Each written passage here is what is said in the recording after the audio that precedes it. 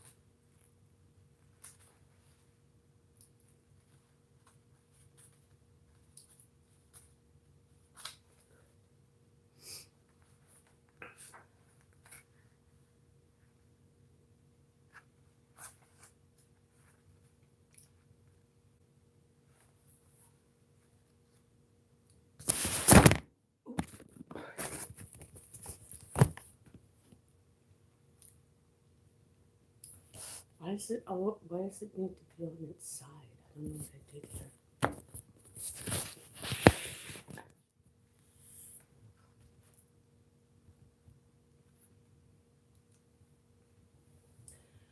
Okay, guys, let's read.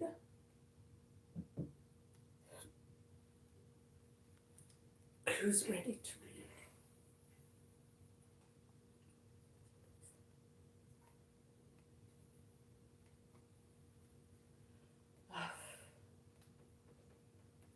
It's not even noon. I'm tired already.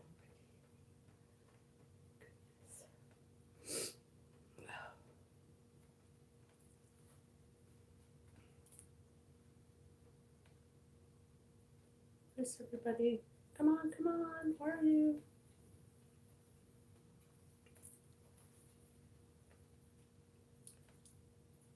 Hi.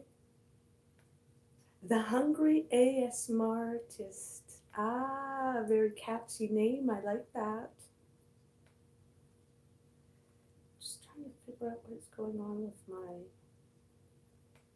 thing here.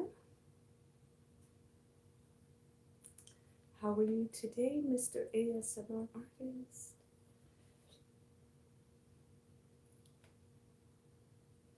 I'm going to read a couple of pages out of this book. because I'm already not feeling well. But with anything, you can't grow or get better unless you do a little bit every day. So let's continue on our book. In our book, chapter 3, and we're on page 62, second chapter, second paragraph. I am doing okay. How about you? Where are you located? Tell me age, sex, and location. Maybe I shouldn't say the sex part anymore, but because back once upon a day when I first got onto this media, social media, and so forth, you could just say to people, "Where are you? Age, sex, location." You just got to know who was who. But let's continue reading. It says, "Three were playing here now. Henry was the biggest of them. He was also a distant relative of the other boy whose mulberry marked face had not been seen since the evening of the great fire. But he was not old enough to understand this, and if he had been told that the other boy had gone home in an aircraft, he would have accepted the statement without fuss or disbelief. Henry was a bit of a leader this afternoon because the other two were Percival and Johnny, the smallest boy on the island. Percival was a mouse-colored and had not been very attractive even to his mother. Johnny was a well-built, with fair hair and a natural belligerence. Just now, he was being obedient because he was interested, and the three children kneeling in the sand were at peace. Roger and Maurice came out of the forest. They were relieved from duty at the fire and had come down for a swim. Roger led the way straight through the castles, kicking them over, burying the flowers, scattering the chosen stones. Maurice followed, laughing and adding to the destruction. The three little ones paused in their game and looked up. As it happened, the particular marks in which they were interested had not been touched, so they made no protest. Only Percival began to whimper with an eye full of sand, and Maurice hurried away. In his other life, Maurice had received chastisement for filling a younger eye with sand. Now, though there was no parent to let fall a heavy hand, Maurice still felt the unease of wrongdoing. At the back of his mind formed the uncertain outlines of an excuse. He muttered something about a swim and broke into a trot. Roger remained watching the little ones. He was not noticeable darker than when he had dropped in, but the shock of black hair down his nape and low on his forehead seemed to suit his gloomy face and made what had seemed at first an unsociable remoteness, remoteness into something forbidding. Percival finished his whimper and went on playing, for the tears had washed the sand away. Johnny watched him with china blue eyes, then began to fling up sand in a shower, and presently Percival was crying again. When Henry tied, when Henry, tired of his play and wandered off along the beach, Roger followed him, keeping beneath the palms and drifting casually in the oh, drifting casually in the same direction. Henry walked at a distance from the palm. Well, it's indicating my. Sorry. Ah. Oh, oh.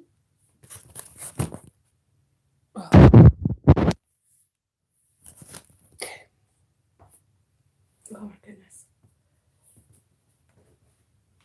Mm.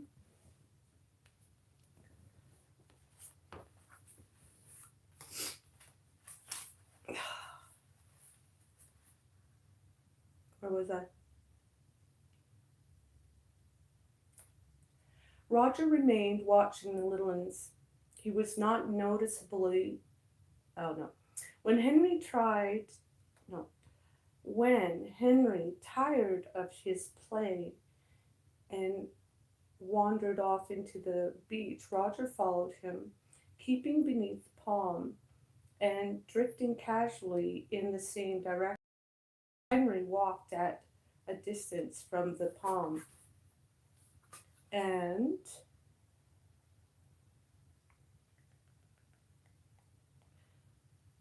the shade, because he was too young to keep himself out of the sun. He went down the beach and buried himself at the water's edge. The great Pacific tide was coming in, and every few seconds the relatively still water of the lagoon heaved forward an inch. There were creatures of the lagoon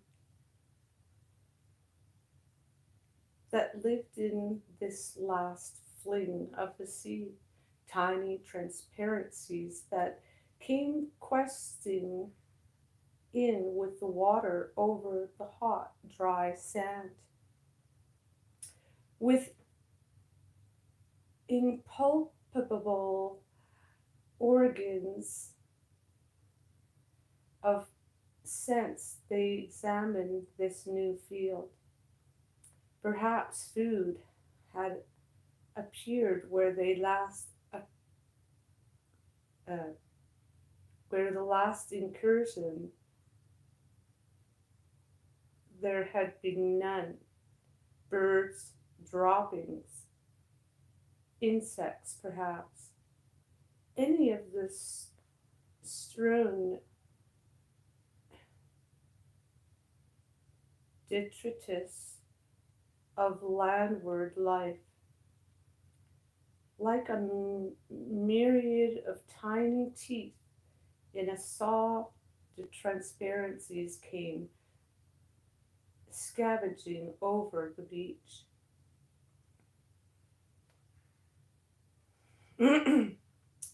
This was fascinating to Henry. He poked about with a bit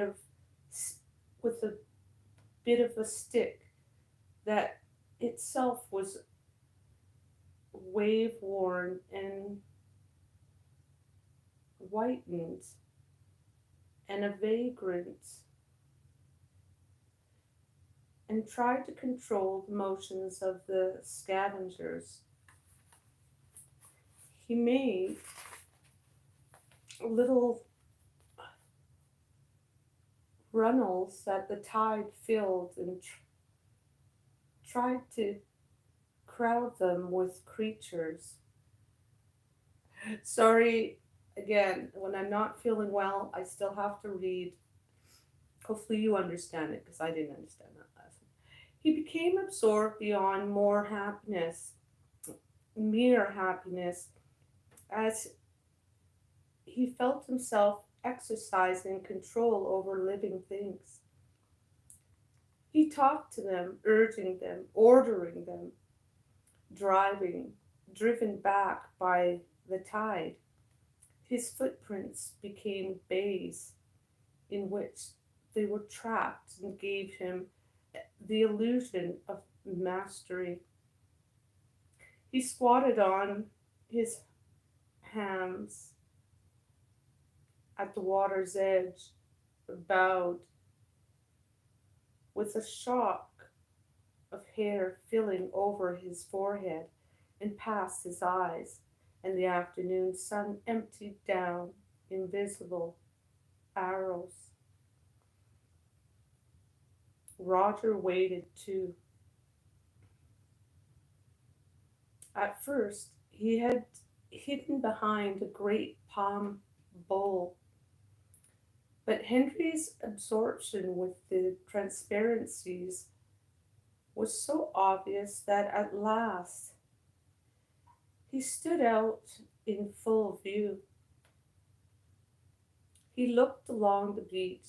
Percival had gone off, crying, and Johnny was left in triumphant possession of the castles.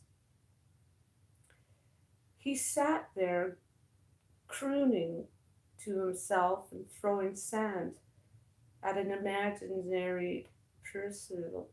Percival. Behind him, Roger could see the platform and the glints of spray where Ralph and Simon and Piggy and Maurice were diving in the pool.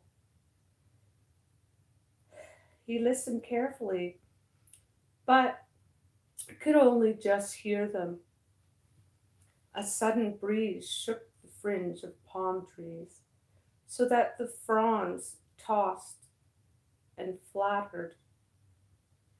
60 feet above Roger, a cluster of nuts, fibrous lumps as big as rugby balls, were loosed from their stem. They fell about him with a series of hard thumps, and he was not touched. Roger did not consider his escape, but looked from the nuts to Henry and back again. I got cut my lip.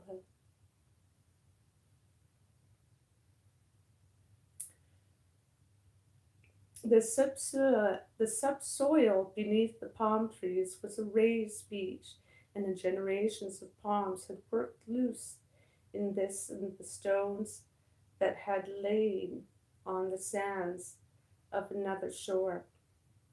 Roger stooped, picked up a stone, aimed, and threw it at Henry.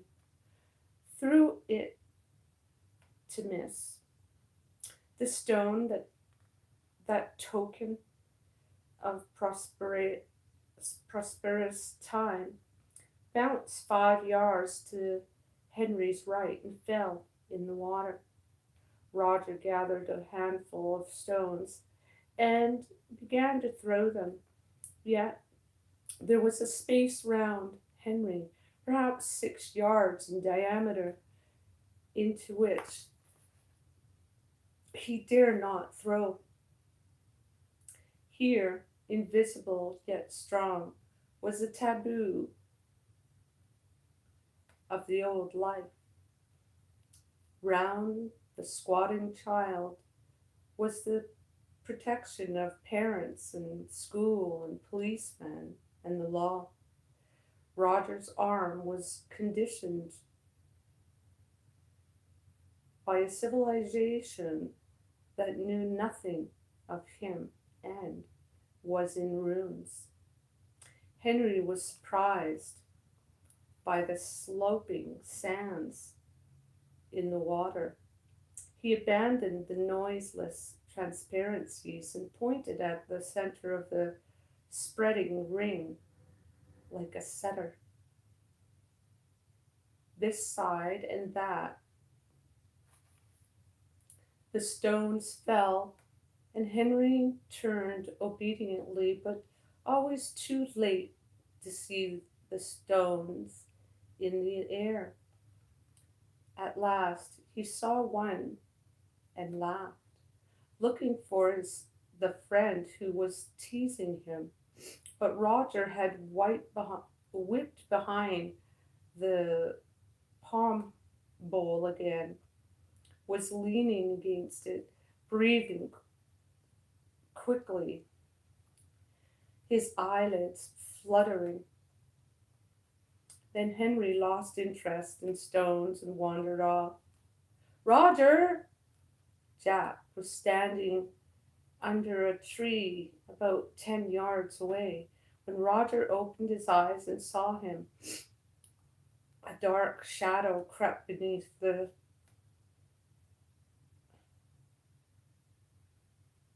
worthiness of his skin. But Jack noticed nothing. He was eager and patient, beckoning so that Roger went to him. There was a pool. Oh, Ernesto! Pons! Aló, aló! ¿Cómo está, mi amor? My lips are dry. Hold on a second. Let me get something. I don't know why they're hurting all of a sudden. How are you? Ow, ow. How did I get a cut on my lip? Oh boy, oh boy, oh boy. Bonjour, ¿cómo está? ¿Cómo está? Now, where was I? Oh.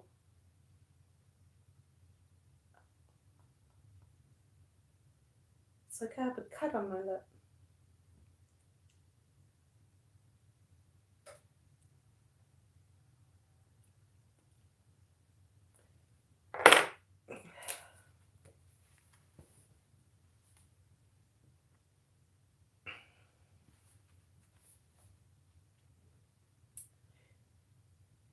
There was a pool at the end of the river. I've had a lot of things going on in life, yes. Understandable, so have I. What have you been up to, Ernesto? I can't have a conversation with you and read at the same time, but let me continue reading this chapter and we'll get to talk when I'm done. So there was a pool at the end of the river, a tiny mere, dammed back by sand and full of white water lilies and needle-like reeds. Here, Sam and Eric were waiting, and Bill. Jack, concealed from the sun, knelt by the pool and opened the 2 large leaves that he carried. One of them contained white clay and the other red. By then lay a stick of charcoal brought down from the fire. Jack explained to Roger as he worked. They don't smell me. They see me, I think. Something pink under the trees. He smeared on the clay. If only I'd some green. He turned a half-concealed face up to Roger and answered the comprehension of his gaze.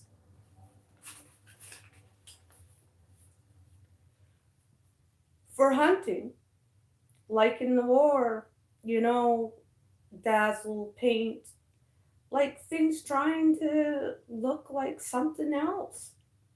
He twisted in his urgency of telling. Like moths on a tree trunk. Roger understood and nodded gravely. The twins moved towards Jack and began to protest timidly about something. Jack waved them away. Shut up! He rubbed the charcoal stick between the patches of red and white on his face. No! You two come with me. He peered at his reflection and disliked it. He bent down, took up a double handful of lukewarm water, and rubbed the mess from his face. Freckles and sandy eyebrows appeared. Roger smiled unwillingly. You don't have to you don't have look a mess. Jack planned his new face.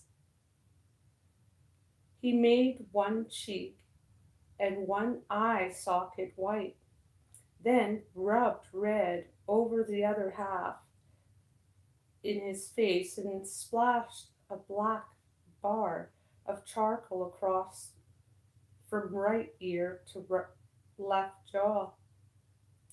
He looked in the mirror for his reflection, but his breathing troubled the mirror.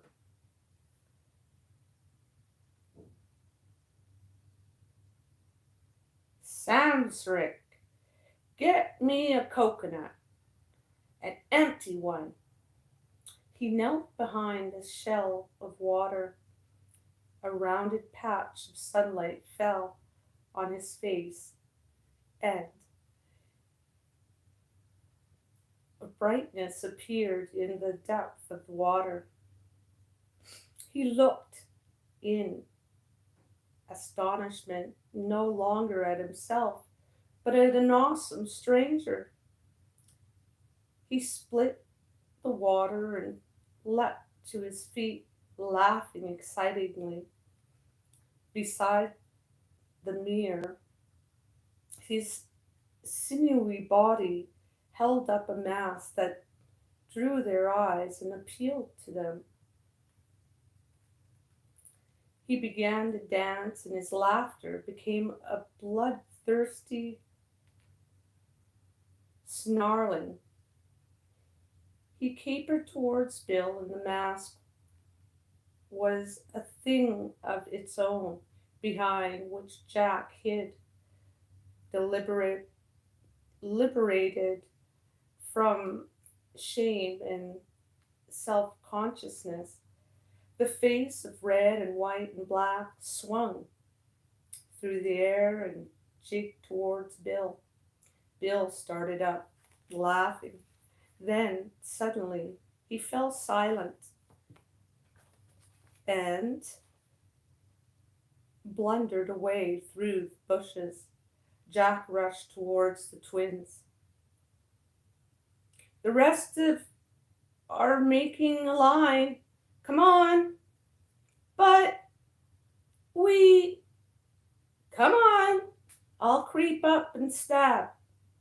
The mask compelled them. Ralph climbed out of the bathing pool and trotted up to the beach and sat on the shade beneath the palms.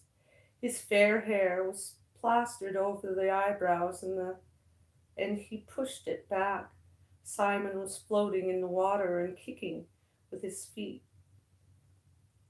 And Maurice was practicing diving. Piggy was mooning about, aimlessly picking up things and discarding them. The rock pools, which so fascinated him, were covered by the tide. So he was without and interest until the tide went back. Presently, seeing Ralph under the palms, he came and sat by him. Piggy wore the remainders of a pair of shorts. His fat body, so golden brown, and the glasses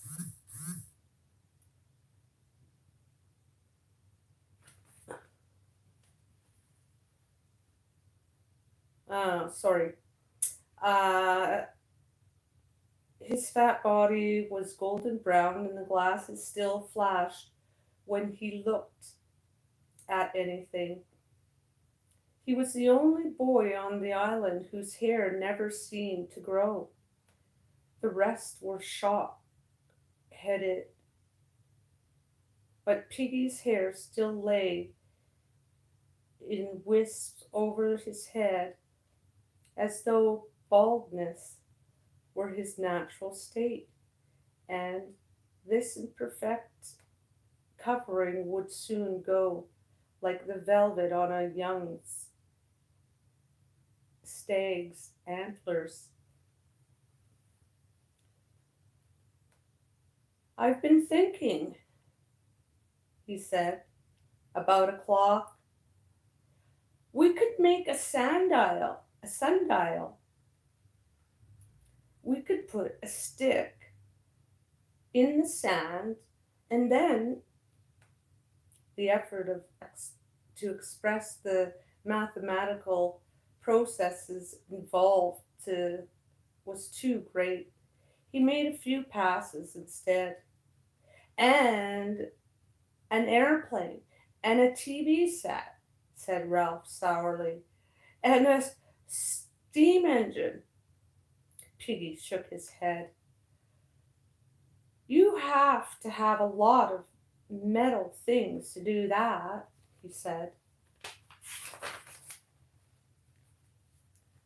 "And we haven't got no metal, but we got a stick."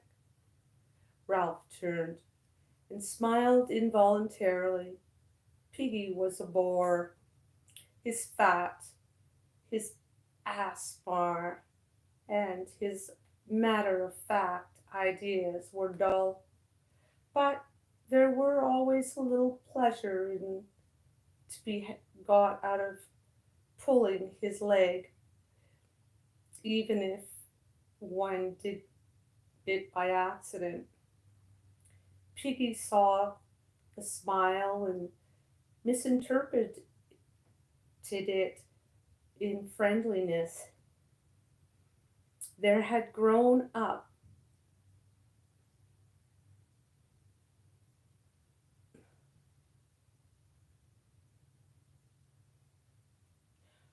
they had grown up tactically among the Biggins the opinions that Piggy was an outsider, not only by accent, which did not matter, but by fat and aspar and specs and a certain disinclination for manual labor.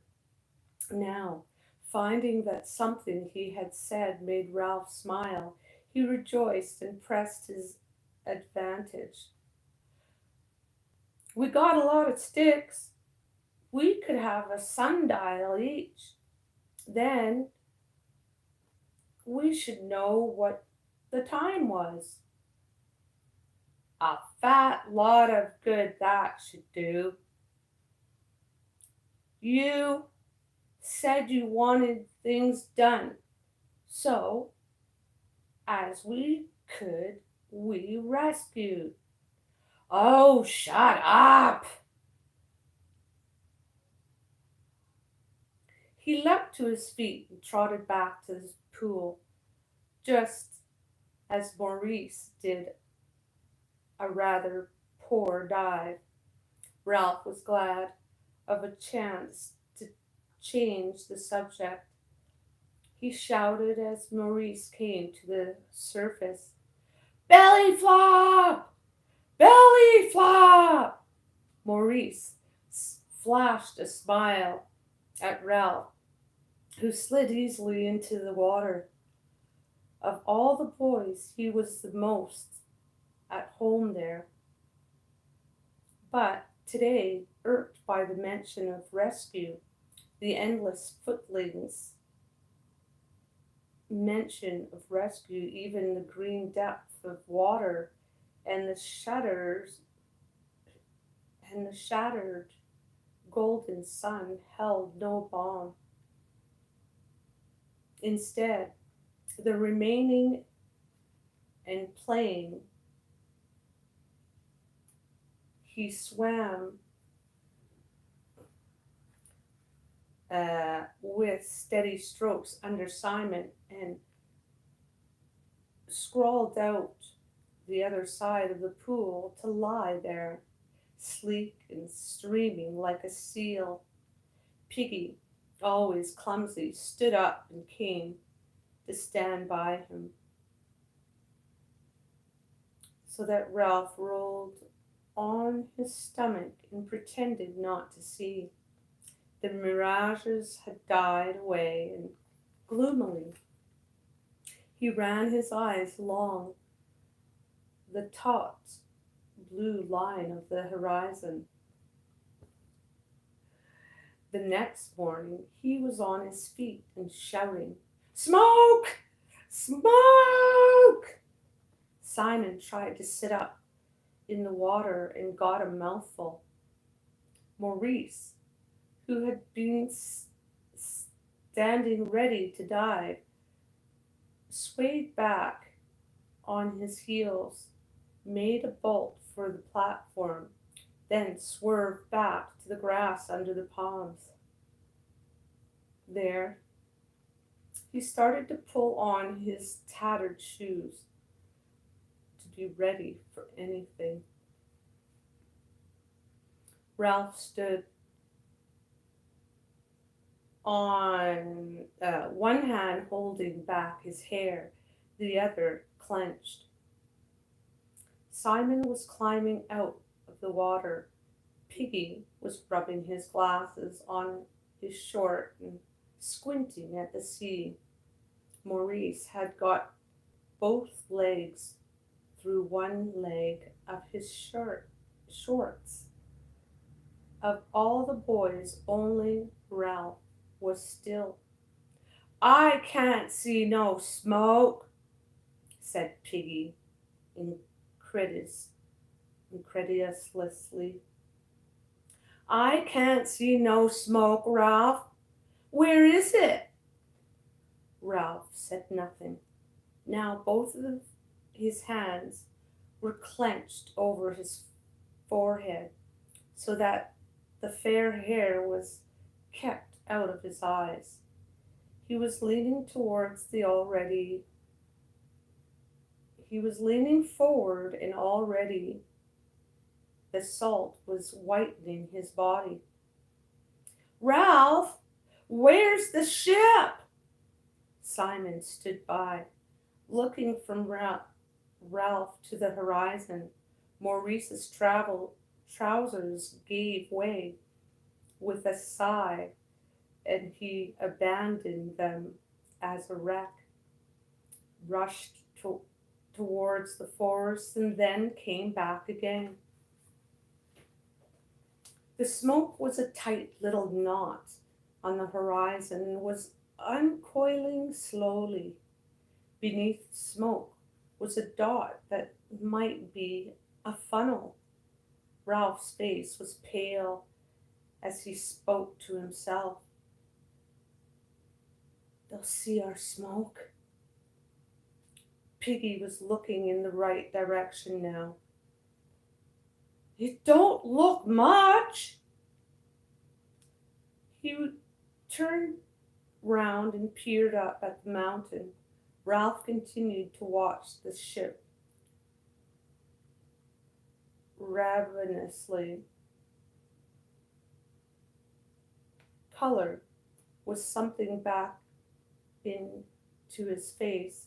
Simon stood by, him silent.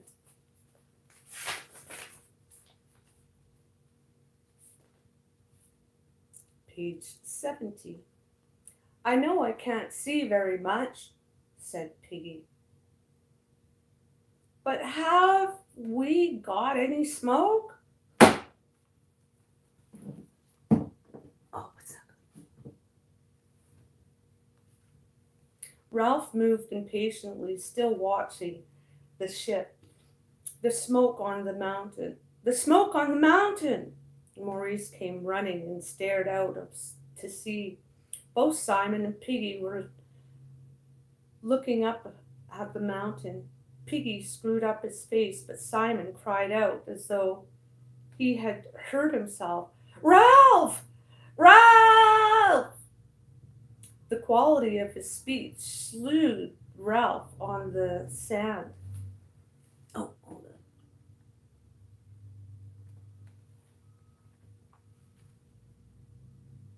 Ralph looked back at the dispersing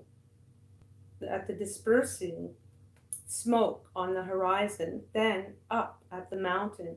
Ralph! Please! Is there a signal? Simon put out his hand timidly to touch Ralph, but Ralph started to run, splashing through the shallow end of the bathing pool across the hot white sand and under the palms.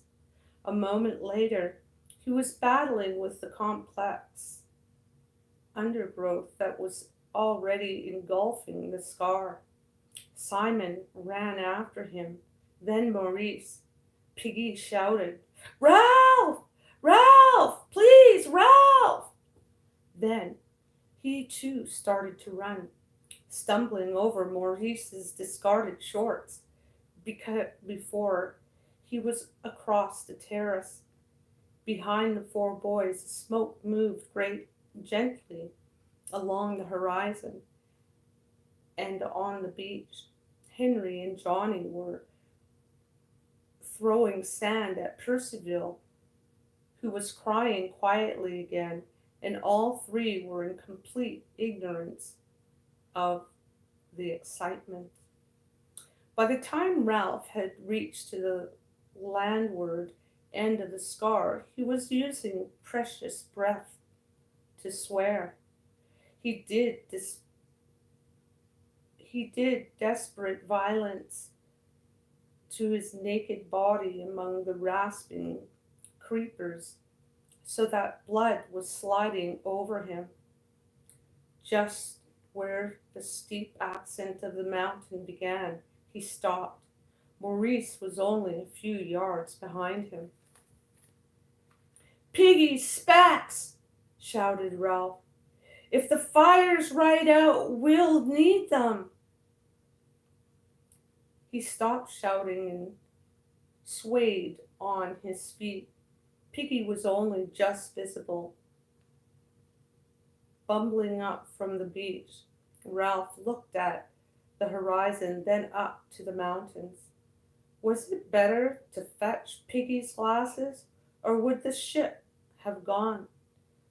Or, if they climbed on, supposing the fire was right out, and they had to watch Piggy crawling nearer and the ship sinking under the horizon, balanced on a high peak of need, agonized by indecision, Ralph cried out, Oh God! Oh God!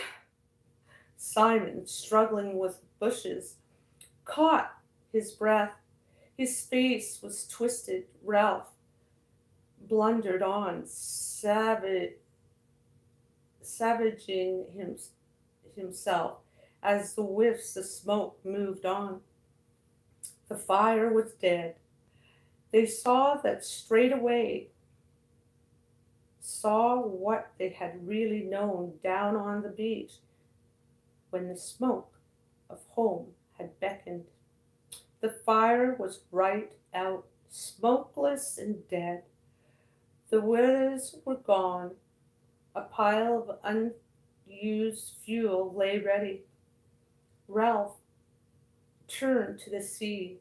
The horizon stretched impersonal once more, barren of all but the faintest trace of smoke.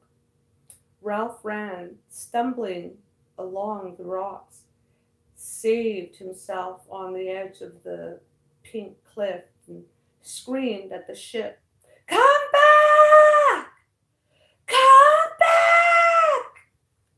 He ran backwards and forward along the cliff, his face always to the sea, and his voice rose insanely.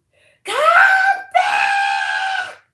Come back!" Simon and Maurice arrived. Ralph looked at them with unwinking eyes. Simon turned away, smearing the water from his cheeks. Ralph reached inside himself for the worst word he knew. "They left the bloody fire out!" He looked down at the unfriendly side of the mountain. Piggy arrived, out of breath and whimpering like a little one. Ralph clenched his fists and went very red. The intenseness of his gaze and bitterness of his voice pointed for him. "There they are!" A procession had appeared far down among the pink acres that lay near the water's edge.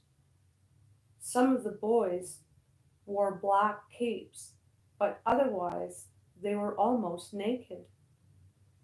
They lifted sticks in the air together wherever or whenever they came to an easy patch.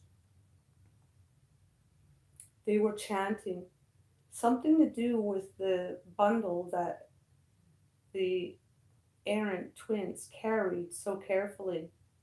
Ralph picked out Jack easily, even at that distance, tall, red-haired, and inevitably leading the procession.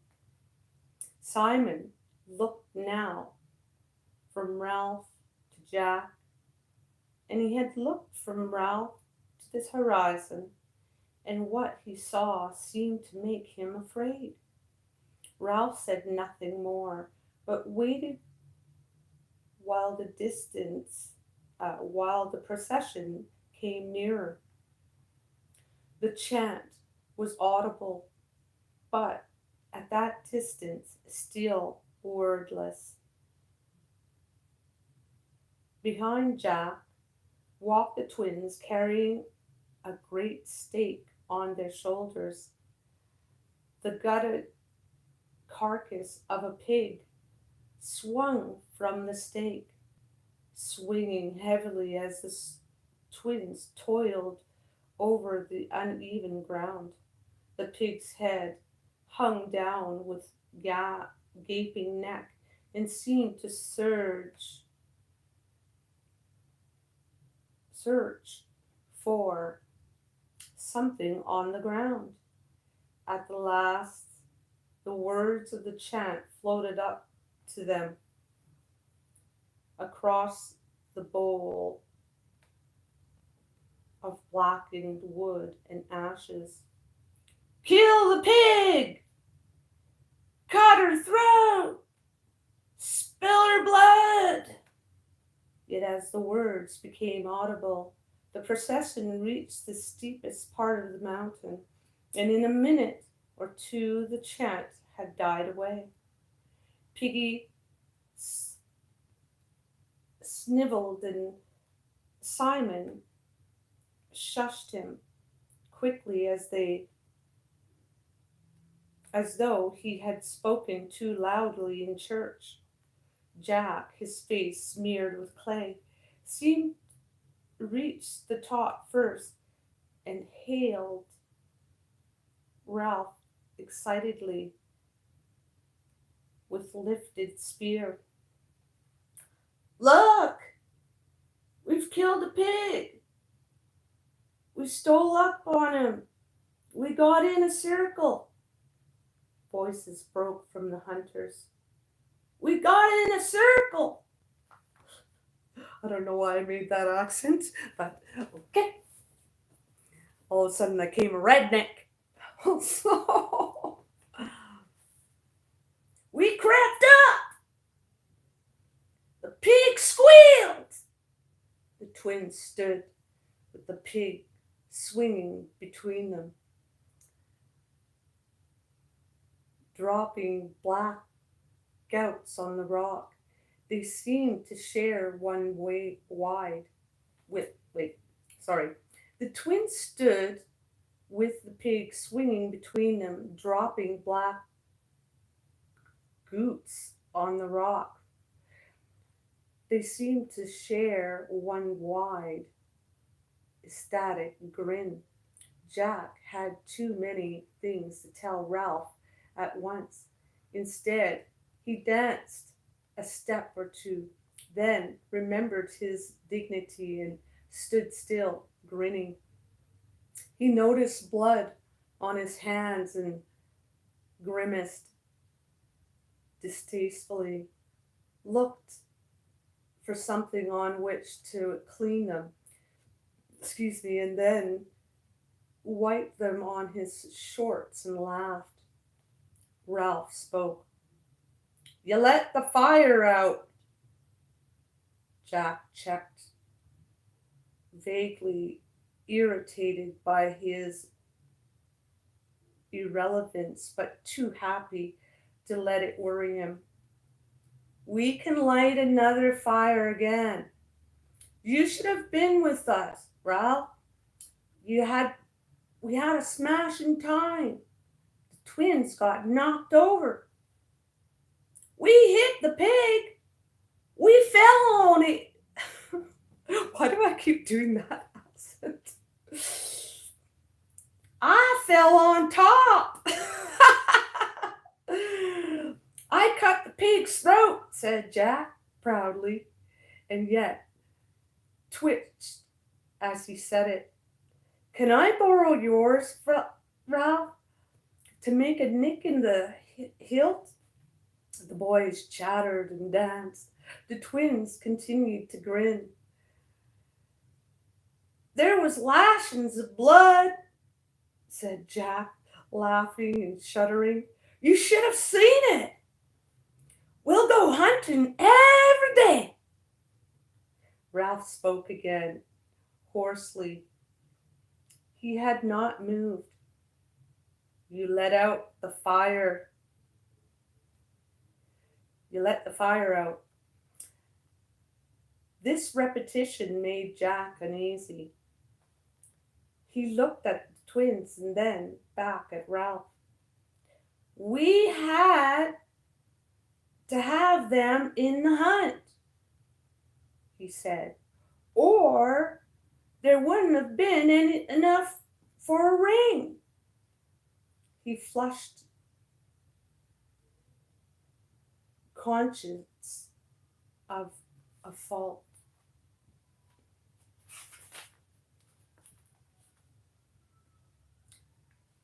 The fire's only been out for an hour or two. We can't light up again. He noticed Ralph's scattered nakedness.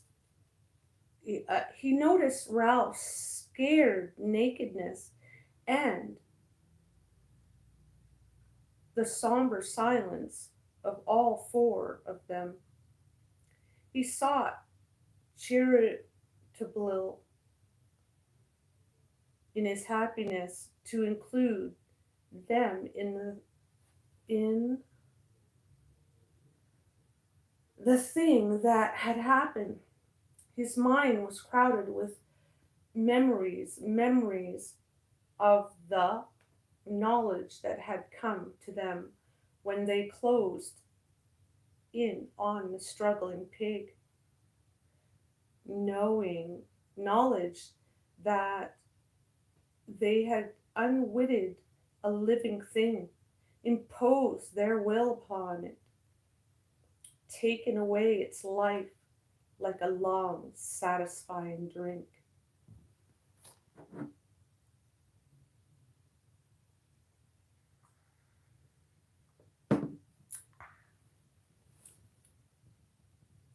He spread his arms wide.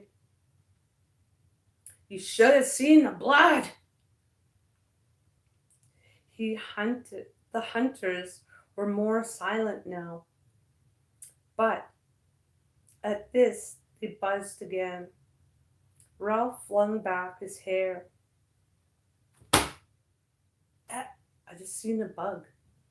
This place is so dirty, guys. Anyways, the hunters were more silent now, but at this they buzzed again. Ralph flung back his hair. One arm pointed at the empty horizon. His voice was loud and savage, instructive into silence. There was a ship! Jack faced at once with too many awful implications, ducked away from them. He laid a hand on the pig and drew his knife. Ralph brought his arm down, first clenched, and his voice shook. There was a ship out there. You said you'd keep the fire going.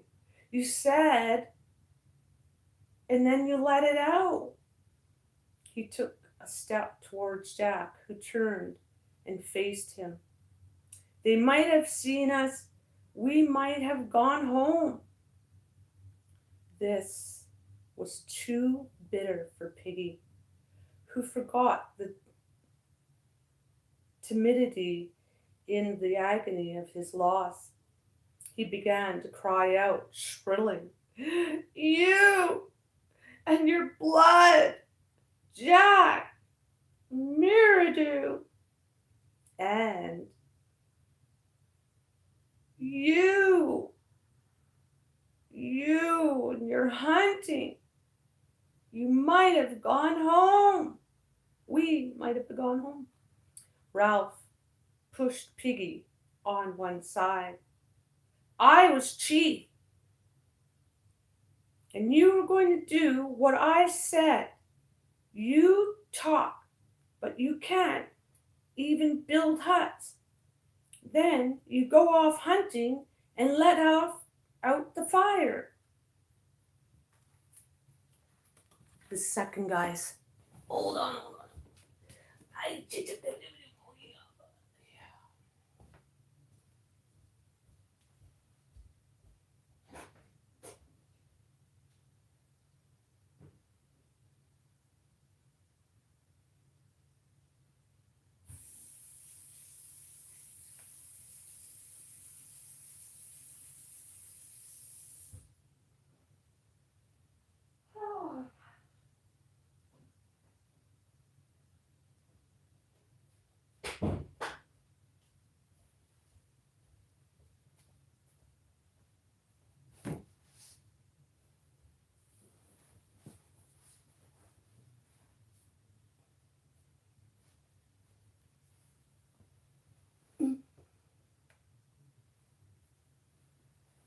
Oh my goodness. Ernesto says your outfit looks nice. Thank you, Ernesto. I appreciate you. Ernesto, in his fancy shoes, likes to dance around, taking away his blues. Okay, let's finish this chapter, guys. It's a nice sunny day out. Okay. Oof. Oh boy. Push over a bit. How many pages left? Oh my goodness. 3 more pages. Let's finish this.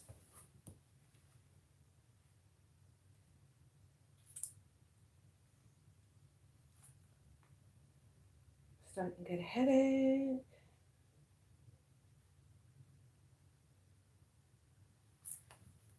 Which page was I on, guys?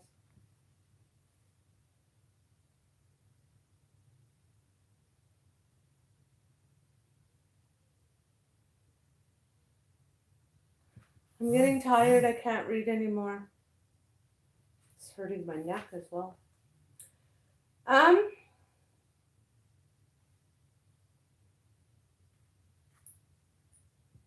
He turned away, silent for a moment.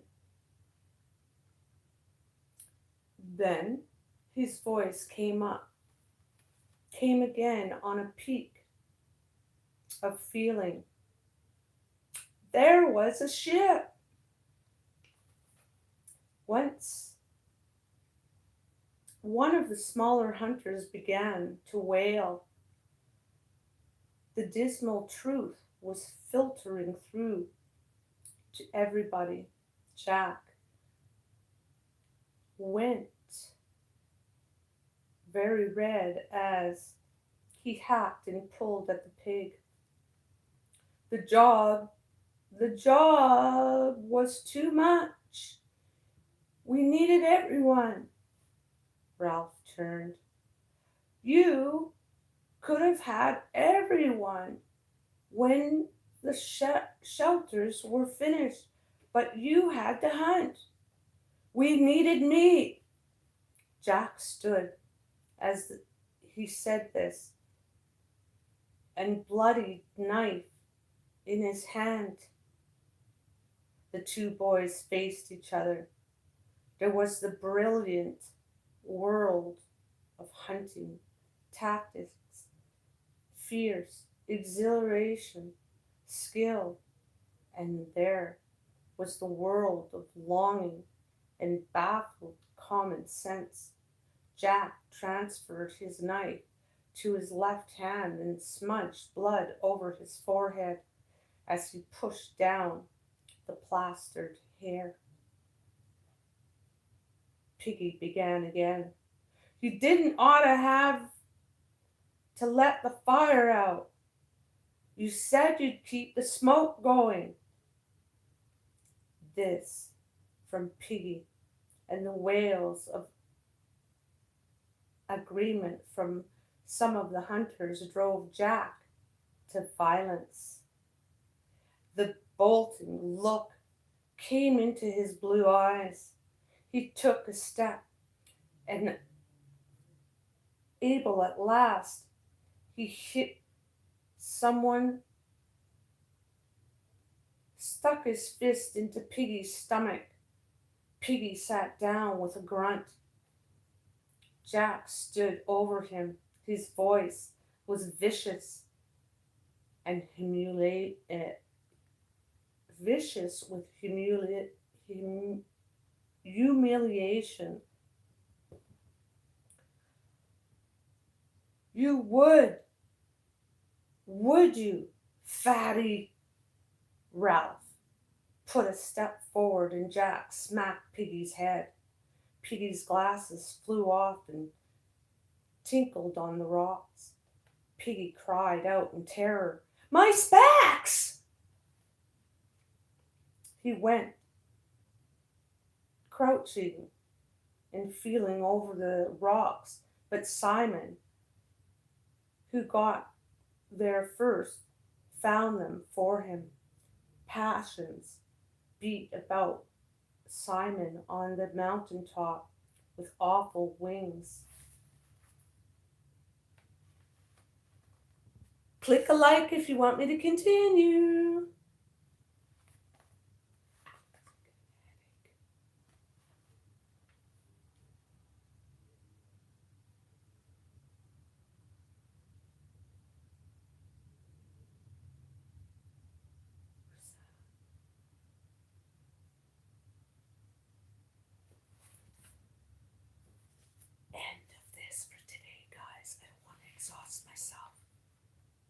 Let's read a little bit more later. Hold on, let me just see what's going on here a minute.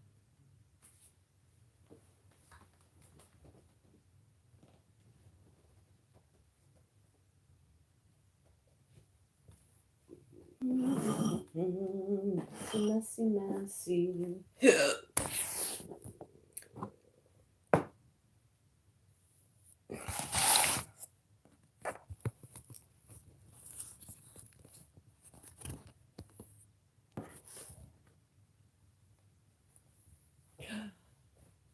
Oh, my stomach.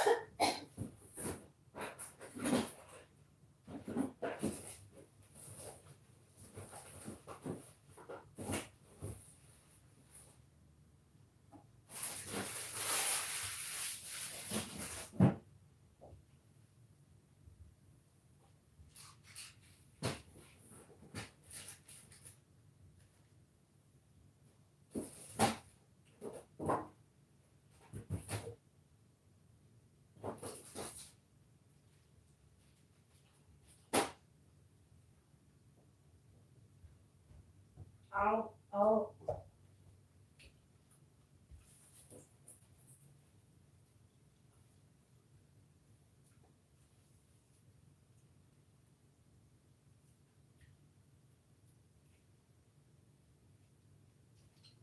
Oh, I changed my mind.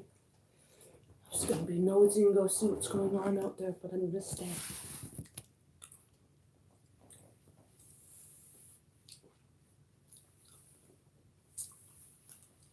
Mm.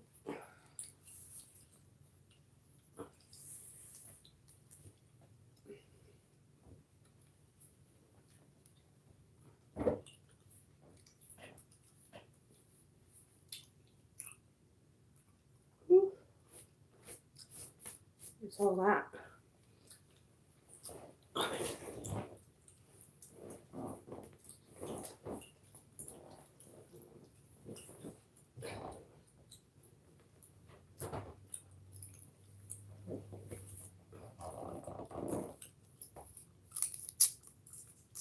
Let's have some bubble gum.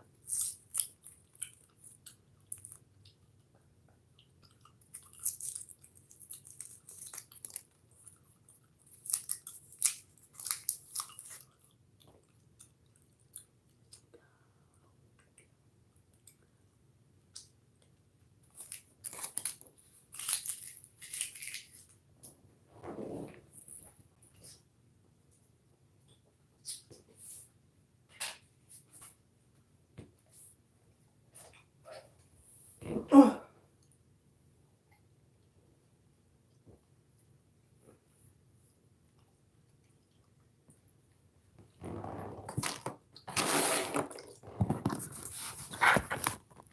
Guys, anyone that takes medical marijuana, anyways, I quit. I don't take my medicine, my pain meds, and I quit taking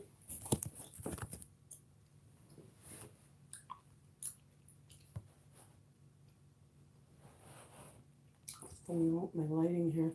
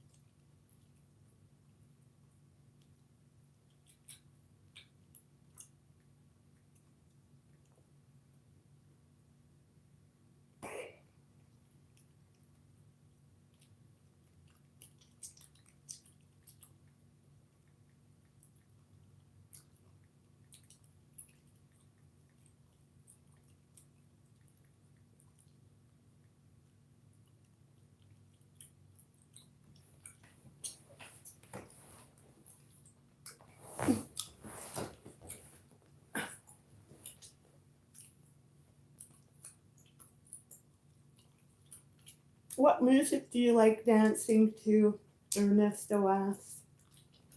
I dance everything, baby. Got the right mood and the right groove, I'm in there. Mm.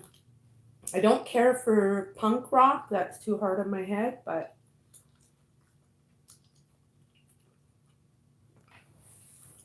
I like easy rock, classical, reggae, instrumental, depends on what kind of dancing you're going to be doing. Was it horizontal dancing or parallel dancing? I like both.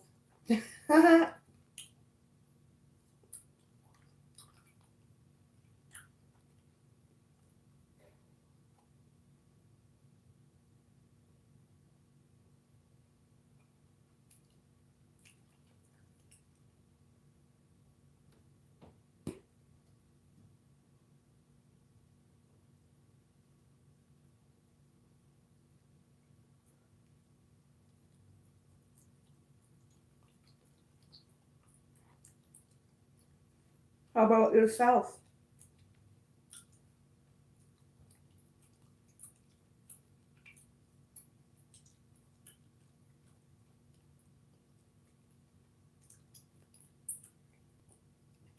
Guys, I was trying to buy something at this clearance warehouse. It said that I could get some pots and pans for only $32 and a bike for only $32, right? And then you do the tally.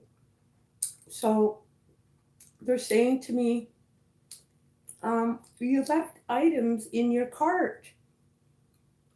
You added items to your shopping cart and haven't completed your purchase. You can complete it now while they're still available. And then they gave me an extra 20%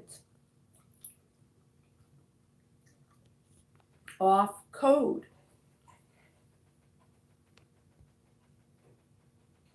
to encourage me to keep going to my purchase. So then you go visit the thing. Okay, wait for it.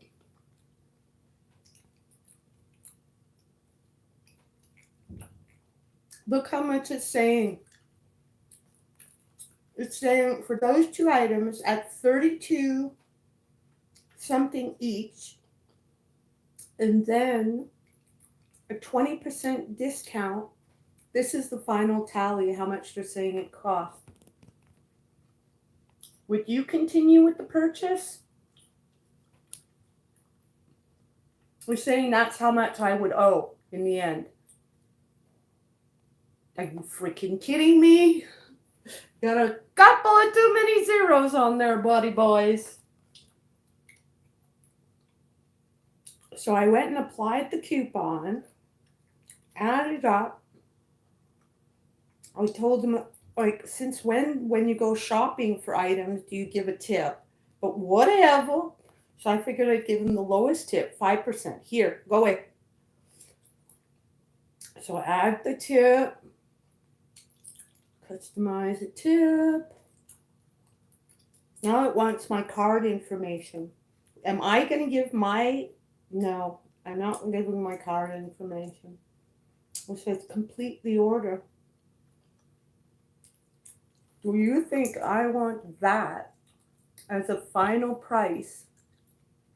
They want that as a final price. Do not go to that warehouse, guys. Ce n'est pas bon.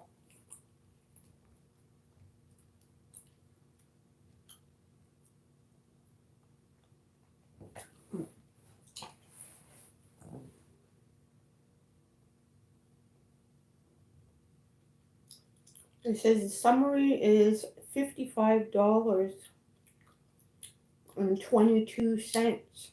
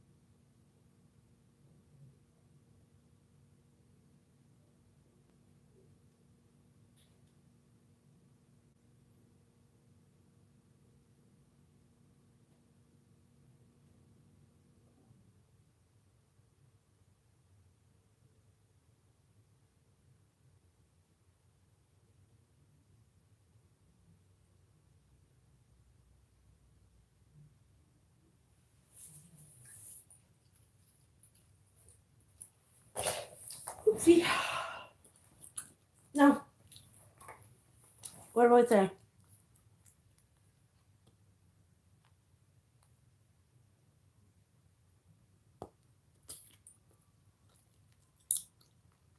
$55. Too good to be true.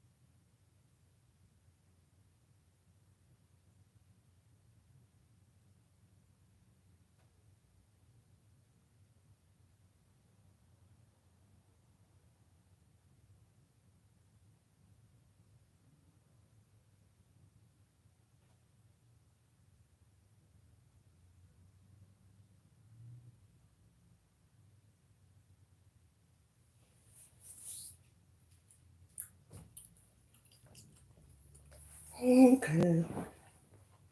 Oops.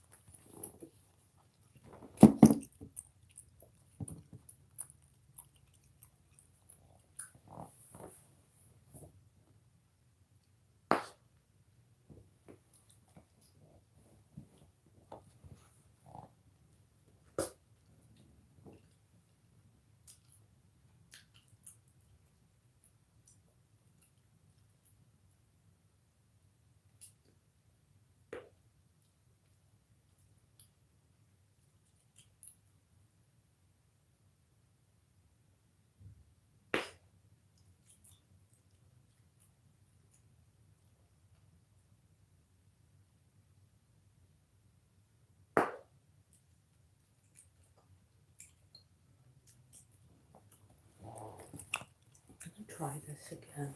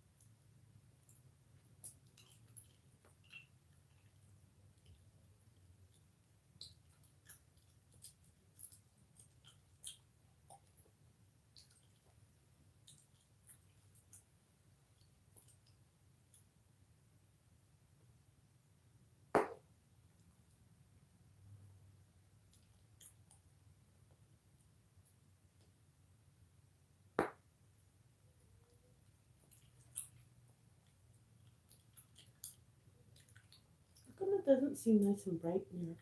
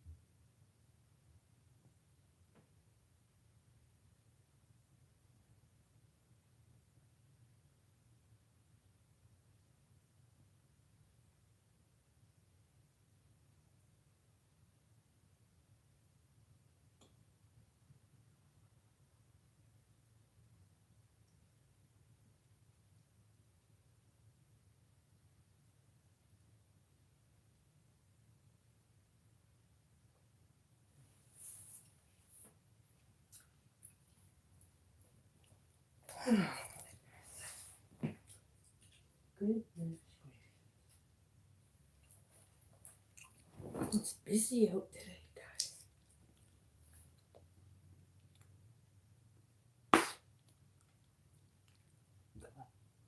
Excuse me.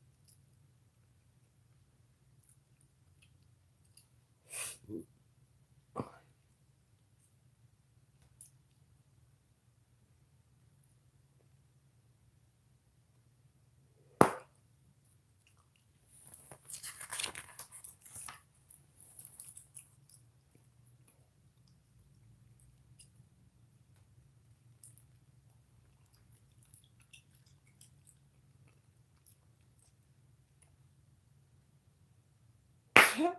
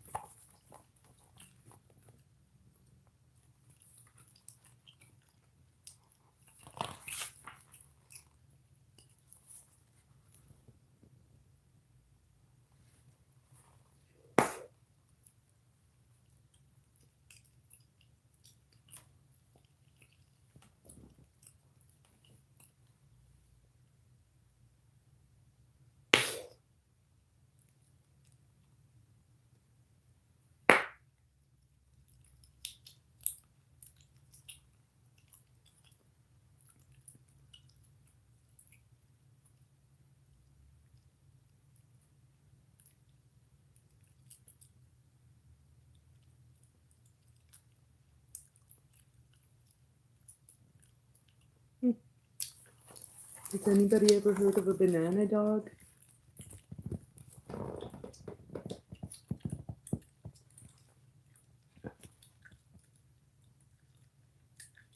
Would you eat that? Banana dog? Banana instead of a wiener in your bun?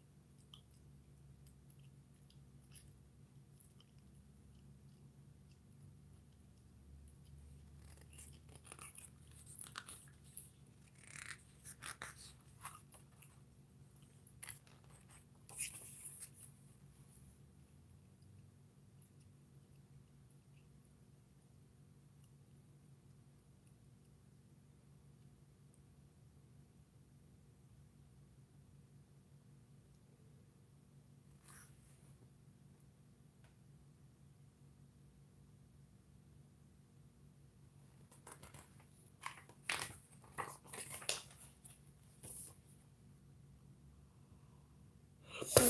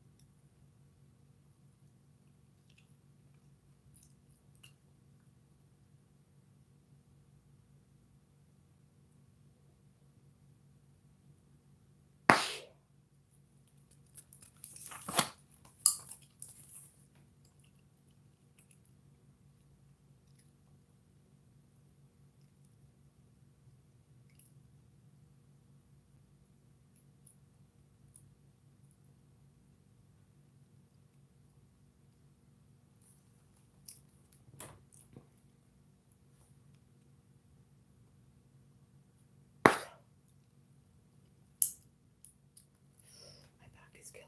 Ow. Chewing gum hurts my back, and I only realized the other day when going to a doctor a couple of weeks ago why. Because I had a broken neck, which the doctors here did not help me with. So I'm happy I can walk, but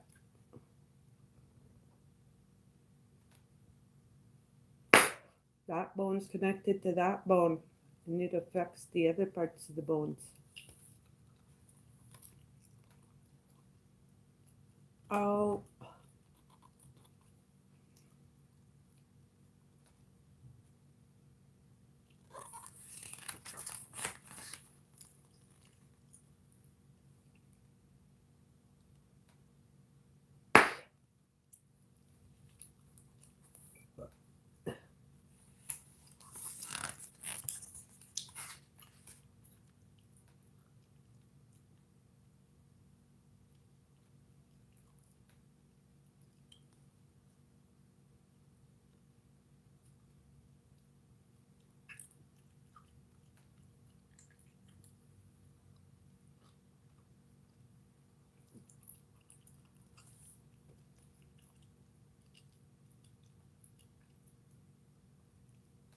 huh.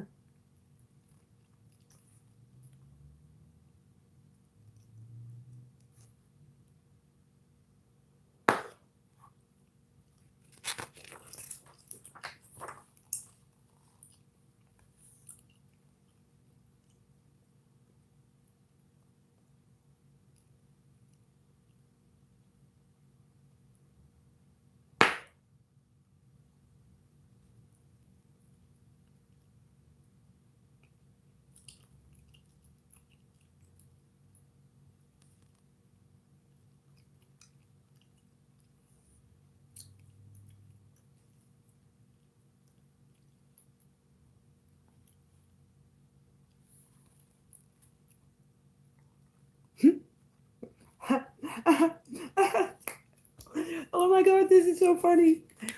There's a picture. Look at that picture. Oh, where is it? Oh, yeah. Where's my finger? Is it? No, don't talk. Oh, here it is. Look at that picture. Ah!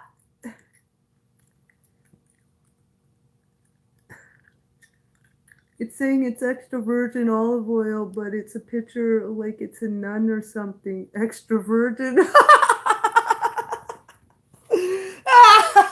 Oh my goodness. Oh goodness. These pictures are so cute.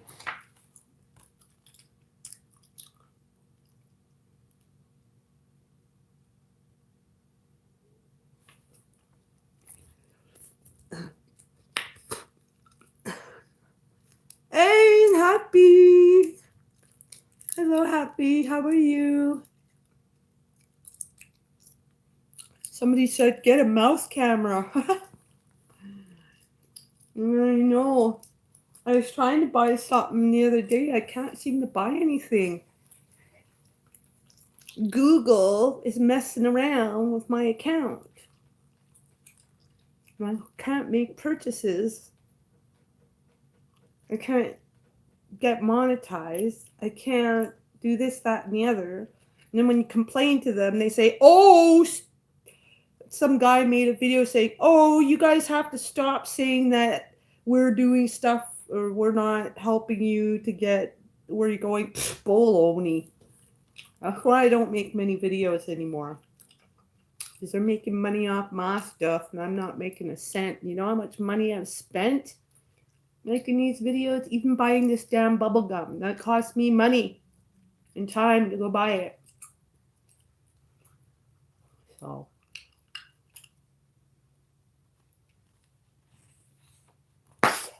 you have to be rich to make the YouTube videos.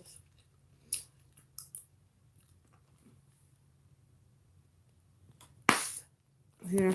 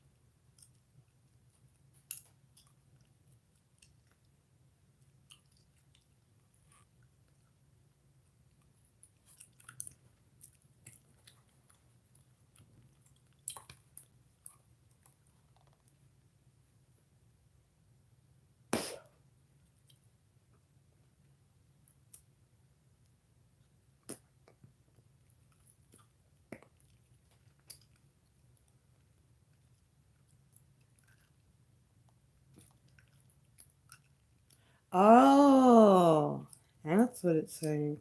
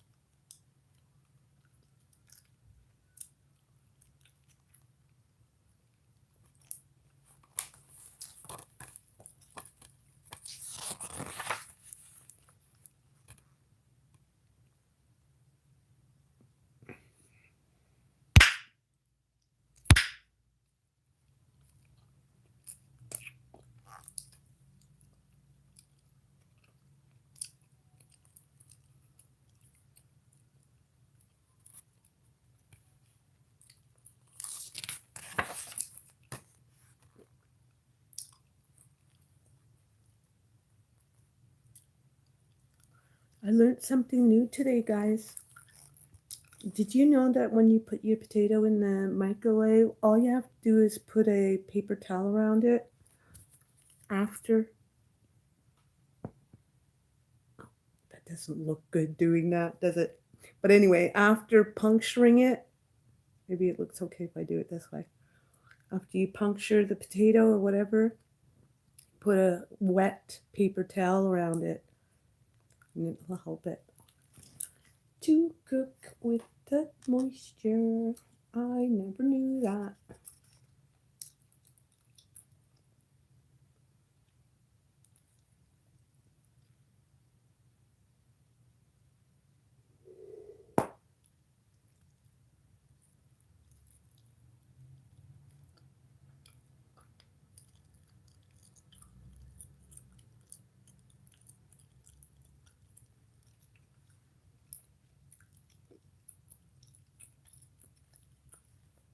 Why is it talking about this stuff? Saying how to roll spring rolls, yet there's not even a recipe for spring rolls. Hey, could you what could happen to me if I were shrunken to a quarter of an inch tall in your bowl of cereal? You'd probably drown.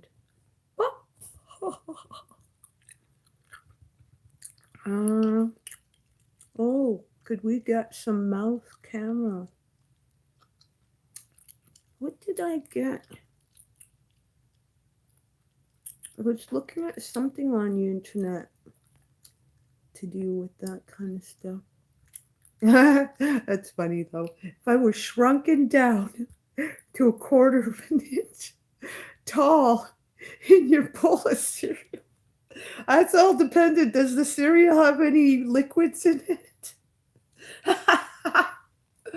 Oh, don't make me laugh. Oh, could I find it when I? No, it's not there. Sometimes when I don't feel well, this is.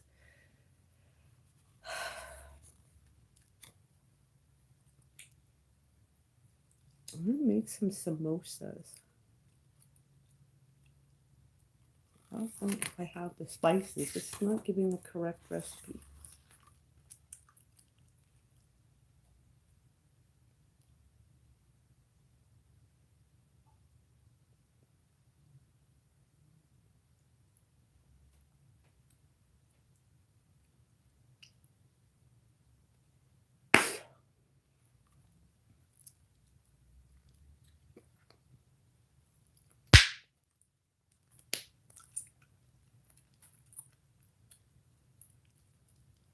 Ooh, I've got some pinto beans. I wanted to make something like that.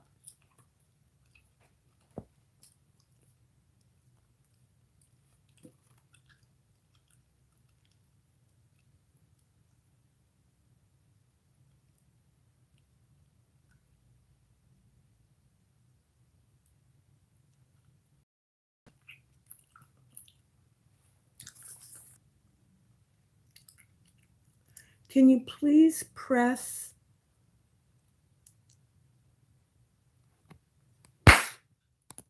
What's that say? Press your thumb closer on the camera.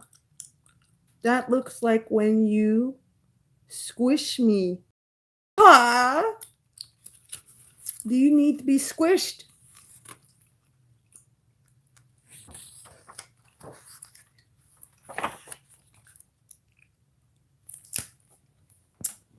One. Comes this up. Let's see what this looks like.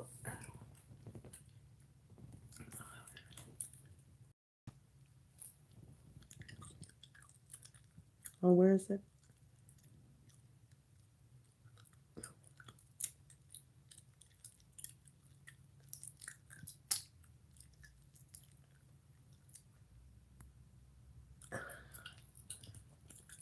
You're out of here.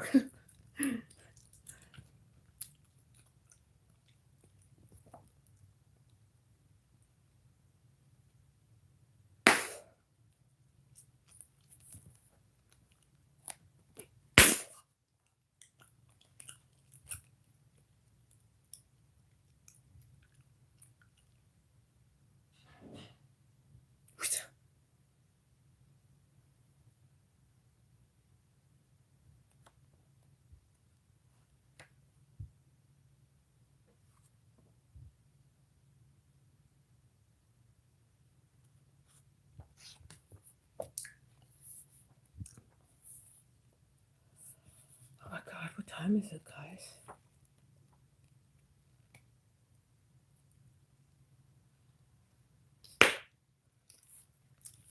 Can you do the camera, please, down on the floor and squish them?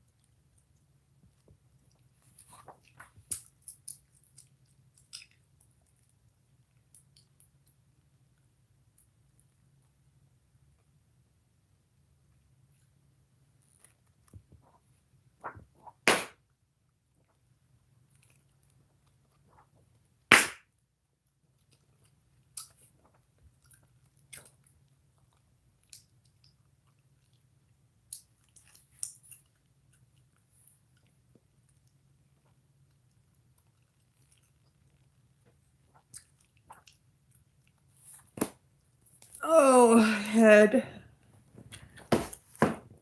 Oh.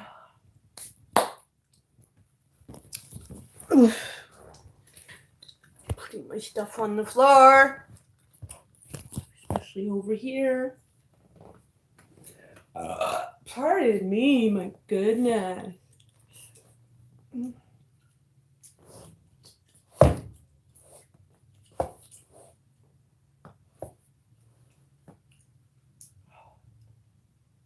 What time is it?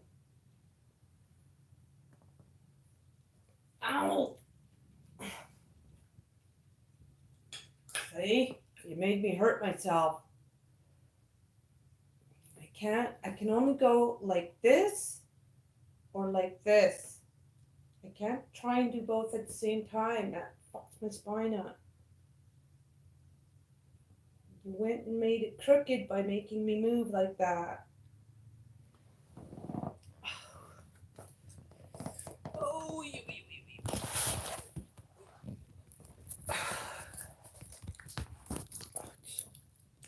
toute ta faute.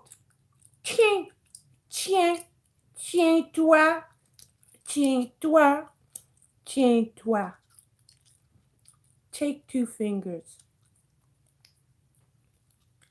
Take 3 fingers. Squish, squish, squish. Crunch, crunch, crunch. Mush, mush, mush. Lick. Spit. Bye-bye. See you the next video. What? Ow, my back hurts now. Camera, please, down, floor, blah, blah, blah. Okay, bye. See you guys later.